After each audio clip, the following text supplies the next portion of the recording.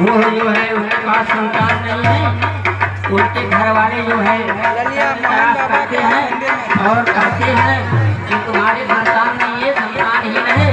वो औरत बहुत दुखी होकर के और जीवना जी में कूद के चल देती है। क्या